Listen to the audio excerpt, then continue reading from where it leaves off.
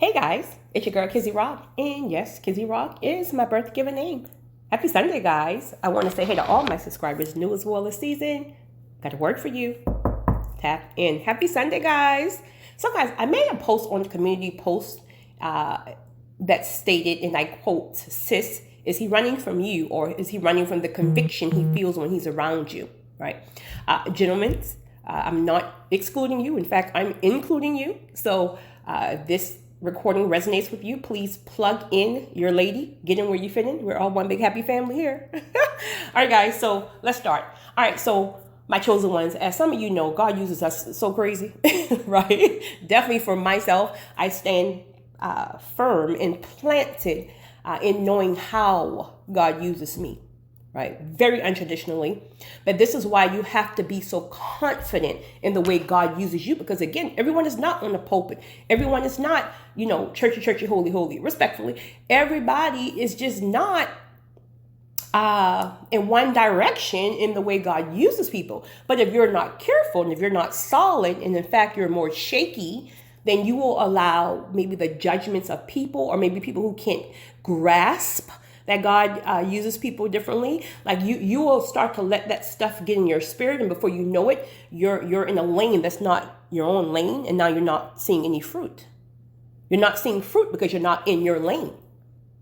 You know you're in your lane when you see fruit, when you know that people are being blessed for and however way God uses you, right?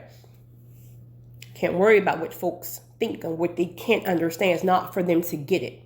But you've got to be solid in knowing that. If not, you're going to swerve. And we don't swerve up over here, right? Okay. All right, guys. So let's talk about it. All right. So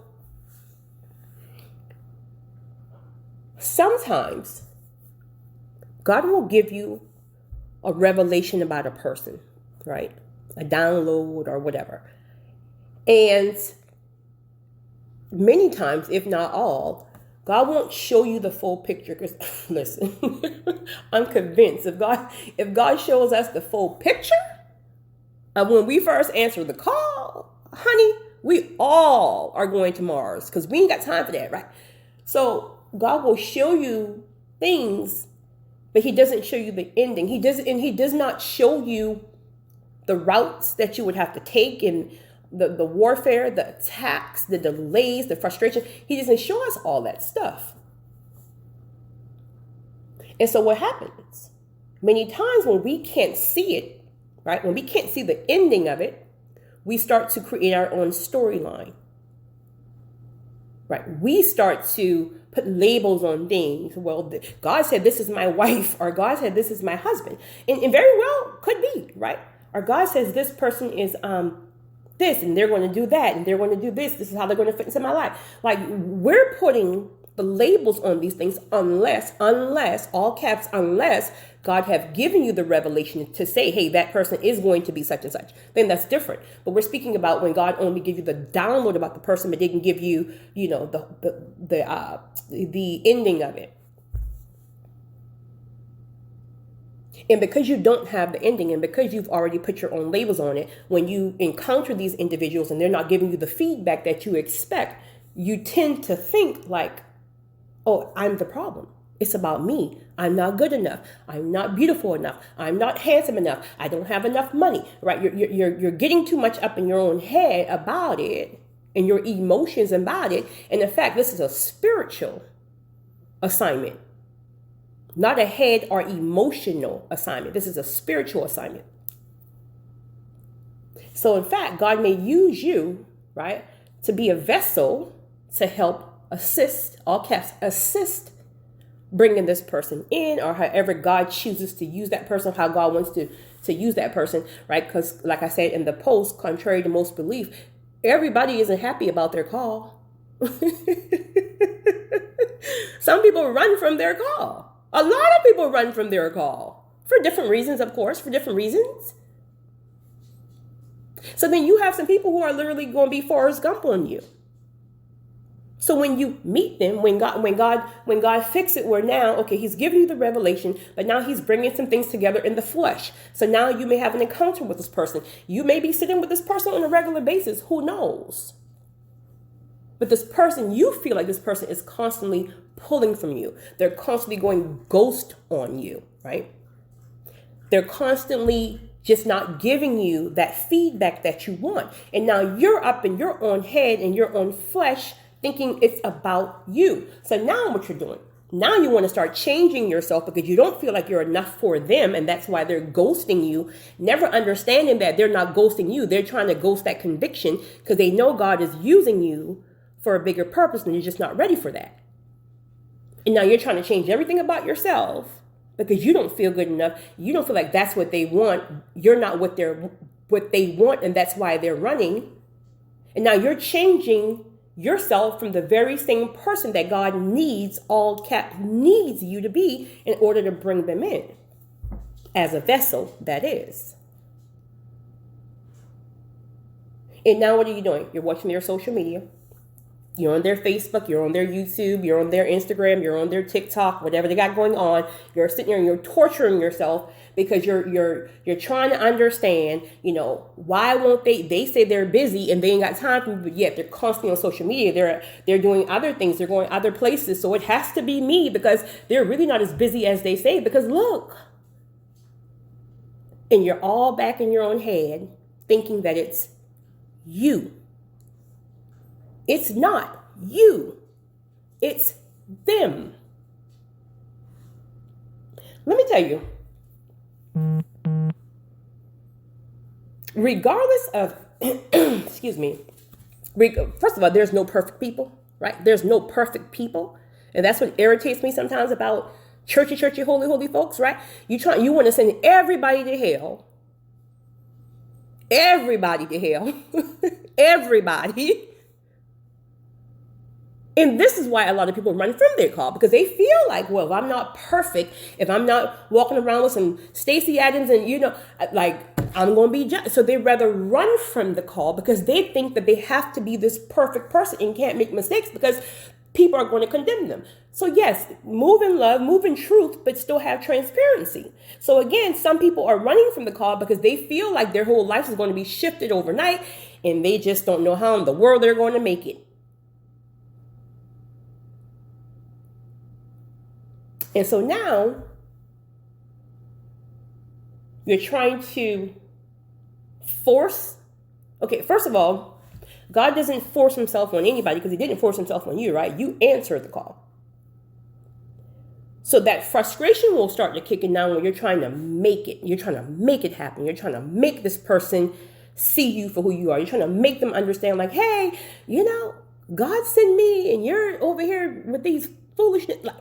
Hey, and you feel like they're running from you and it's not you. They feel that boom, that power when you're in their presence and they know God sent you for whatever reason. They may have full revelation on why God sent you, because let me tell you something. God deals with people one-on-one. Regardless of what you see people doing crazy up in these streets or whatever they got going on, God deals with people one-on-one. So you're most likely not their revelation. You're their confirmation.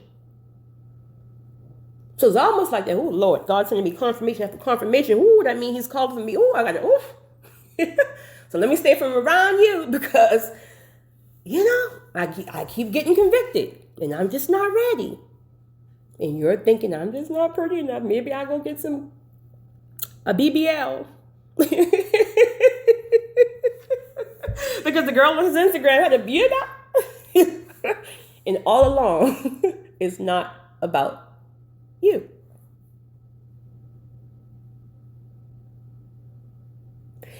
As I was speaking, I had a flashback. This is actually really funny. So I went to, where was I? It was definitely an event. I don't know what it was. I can't remember right now. But I went to this event, right? I'm telling you, God be using me. I'm telling you, I be fussing. I be going back and forth because I'm like, God, contrary to most people believe, I'm actually really shy. I'm really shy.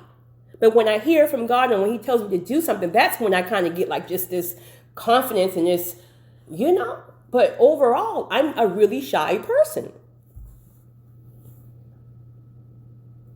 And I can be in the blue. I can be in the middle of the ocean and he'll tell me to do something crazy. And I'm just like, God, what? Can you please find somebody else today? But he know I'll do it. So I was at this event. It was definitely a public figure type event. And right before I got out of my car, I done sprayed all my perfume, right? I'm thinking I'm about to go in here and have a good time, which I did. But then I heard the Spirit told me to anoint my hands. And I'm like, Lord, okay, I got my argan oil from here and here, right? I got my argan oil. But he told me to anoint my hands and keep rubbing my hands together. And I'm like, Lord, now I'm about to go up in this place. These people going to think my hands feel like I've been eating some KFC by the time I get here. But of course I did it. And it could have been 15 minutes. 15 minutes of me being in that room. And when I was looking around, because I like to kind of scope out the environment, right? I'd be in my own zone. And within 15 minutes, I knew exactly why he told me to anoint my hands. Well, no, I didn't know why, but I felt something. I felt something. And then someone walked up to me, a public figure, to introduce themselves.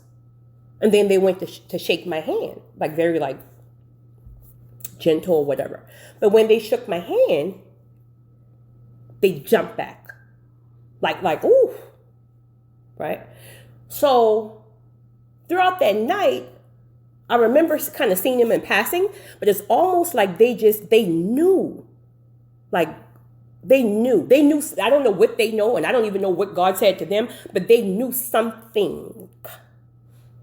And I went on about listen, I went make sure I got some napkins. I don't, wash this grease off my hand, right?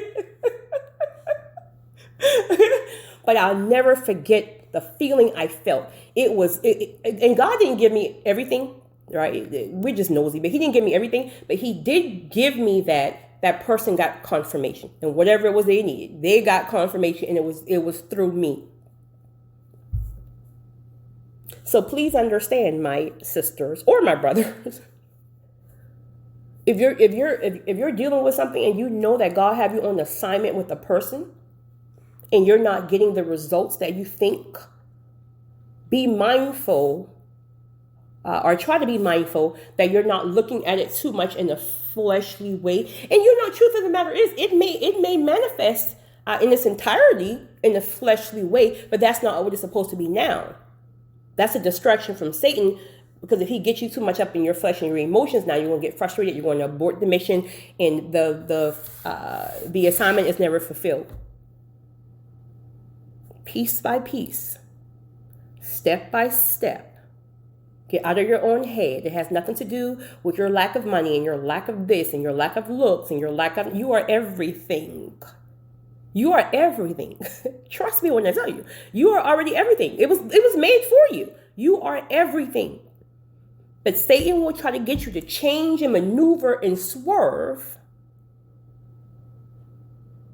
just for you can swerve away from the assignment. It ain't for the faint of hearts, but you got to stand. You go on with your life. You just don't stand there and watch the paint dry, right? if there's a moment of delay or whatever, right, life still goes on now. You still got work to be doing out here, right? You just don't sit there and watch paint dry. So you still move, but you're planted, if that makes sense. I wanted to share that with you guys. You guys have a great one. It's your girl, Kizzy Rock.